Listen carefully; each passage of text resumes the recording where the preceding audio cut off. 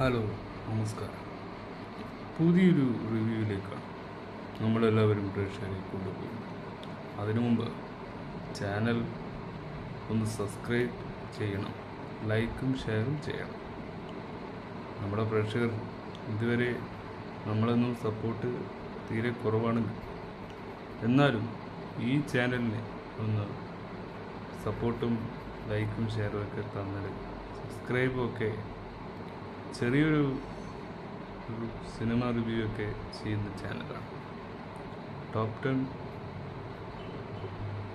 Channel review ആണ്. എന്നും സിനിമാപരമായ ചർച്ചകൾ മാത്രമാണ് അധികവും കണ്ടൻ്റായി നമ്മൾ യൂസ് ചെയ്യാറ്. അപ്പോൾ ഇന്നത്തെ കണ്ടൻറ്റ് ബ്രഹ്മയുഗം പുതിയ സിനിമ ഇറങ്ങിയല്ലോ.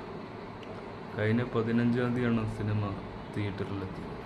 മമ്മൂട്ടി വില്ലർ റോളം ഉപയോഗിക്കുന്ന ഒരു നമ്പൂതിരിയുടെ ഒരു ഇല്ലത്തെ ക്യാരക്ടറുമായി വന്നിരുന്നു.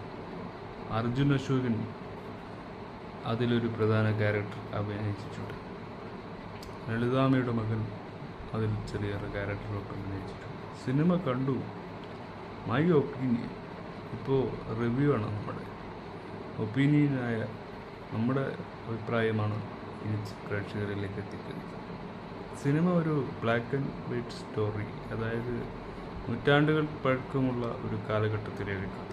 ഒരു ഇല്ലത്ത് സംഭവിച്ചിരുന്ന ഒരു പഴയകാല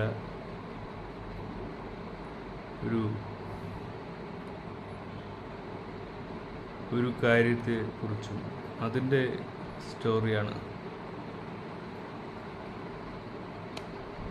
ഒരു മനയുടെ കഥയാണ്.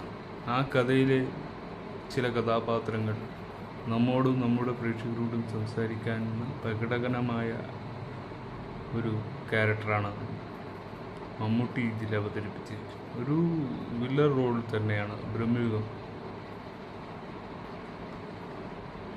അതിൻ്റെ പഴയ ഐശ്വര്യം കാത്തു സൂക്ഷിച്ചൊരു കഥയുമാണ്. ഭയപ്പെടുത്തുന്ന രീതിയിലൊക്കെ സിനിമ നമ്മളെ എത്തിയിട്ടുണ്ട്. ഭയപ്പെടുത്തുന്ന സിനിമയാണെന്ന് പറഞ്ഞിട്ട് തന്നെയാണ് സിനിമ നമ്മളിലെത്തിച്ചത്. ഇൻട്രസ്റ്റിംഗ്, ഒട്ടും മടുപ്പിക്കില്ല. നിങ്ങൾക്ക് തിയേറ്ററിൽ എന്നും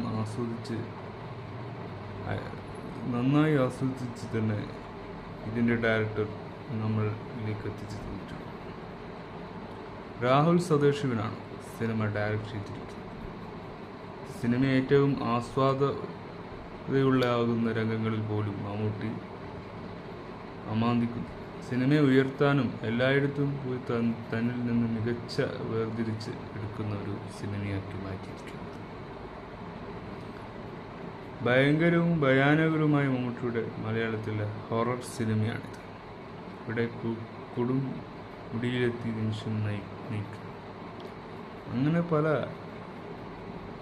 രീതികളാണ് സിനിമ ബ്രഹ്മയുഗം എന്ന ഈ ഒരു ഹൊറർ സിനിമകളിൽ നിന്ന് നമുക്ക് കണ്ടെത്തേണ്ടത്. ഒരു ഹൊറർ രീതിയാണ് സിനിമ. ഒരു ബ്ലാക്ക് ആൻഡ് വൈറ്റ് ഷെയ്ഡ് കാലഘട്ടത്തിലെ 3-4 കഥാപാത്രങ്ങൾ വെച്ചുകൊണ്ട് മാത്രം സൃഷ്ടിച്ച രാഹുൽ സദാശിവൻ്റെ ഒരു കംപ്ലീറ്റ് മമ്മൂട്ടി മാജിക് കാരിയറിലെ വരെ വസന്തമാക്കി മാറ്റാൻ പറ്റുന്ന ഒരു ബ്ലാക്ക് ആൻഡ് വൈറ്റ് ഹിസ്റ്ററിയാണ് ഇവിടെ നമ്മൾ കണ്ടത്. ആർക്കും പറയാം, എന്നും പറയാം. പക്ഷേ സിനിമ വളരെ ആസ്വാദകമായ ഒരു ശൈലിയിൽ കൊണ്ടുകൊണ്ടെത്തുക. മറ്റ് പറഞ്ഞതിനേക്കാളും മറ്റപ്പുറയും ഒന്നും ഒരു തെറ്റില്ല. ഫസ്റ്റ് ഹാഫ് ഇത്തിരി പോറുണ്ട്, സെക്കൻഡ് ഹാഫൊക്കെ വളരെ സുന്ദരമായൊരു സിനിമയായി. വളരെ കാണാനുള്ള മൈന്യൂട്ട് കാര്യങ്ങൾ പോലുമുണ്ട്. മമ്മൂട്ടി ഒരു പഴയ ഒരു ഇല്ലത്തെ ഒരു വാദവയ്പ്പിക്കാൻ വന്നൊരു ആളായിട്ടാണ് ഇതിൽ വന്നിരിക്കുന്നത്. അവിടെ നിന്ന് മരണപ്പെട്ടു പോയ ആ ദുരാത്മാവ് ഈ മമ്മൂട്ടിയുടെ ശരീരത്തിൽ കയറി അതിൽ ചാത്തൻ സേവ എന്നൊക്കെ പറയുന്ന പോലുള്ള ഒരു കഥയിലാണ് സിനിമ അവസാനിച്ചത്. മമ്മൂട്ടി മരിക്കുകയും അതിനൊപ്പം അർജുൻ അശോകനിലേക്ക് ഈ ബാധ കയറി കൂടുകയും ഒക്കെ ചെയ്യുന്നൊരു ബ്രഹ്മയുഗത്തിൻ്റെ വിധിയെക്കുറിച്ചുള്ള ഒരു കഥയാണ്, നിയോഗത്തെക്കുറിച്ച്. ഇതിൽ അകപ്പെടാം എന്ന ഒരു സൂചന തന്ന ഒരു സിനിമ. കംപ്ലീറ്റ് വിശ്വസിക്കാൻ പറ്റുമോ അറിയില്ല, എന്നാലും ഒരു ഏകദേശം ഒരു നല്ലൊരു കാണാൻ ഇൻട്രസ്റ്റിങ്ങുമായി കാണാൻ പറ്റുന്ന സ്റ്റോറിയാണ്. അത്ര വലിയതൊന്നും അല്ലെങ്കിലും ഏകദേശം കാണാനും തിയേറ്ററിൽ നിന്ന് ആസ്വദിക്കാനും ഈ സിനിമ പരാജിതനാവില്ല.